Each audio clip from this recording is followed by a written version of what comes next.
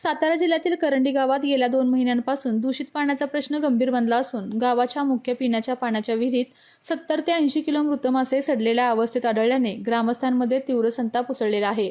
दूषित पाणी प्यायल्यामुळे गावात कावळीची साथ देखील पसरली असून ग्रामपंचायतीच्या उदासीनतेविरोधात ग्रामस्थांनी आंदोलनाचा इशारा दिलेला आहे। प्रशासनाने इतर कोणत्याही सुविधा न देता केवळ गावातील पर्यायी विहिरीची स्वच्छता करून तातडीने पिण्यायोग्य पाणी पुरवठा करावा अशी मागणी आता आक्रमक झालेल्या गावकऱ्यांकडून केली जात आहे।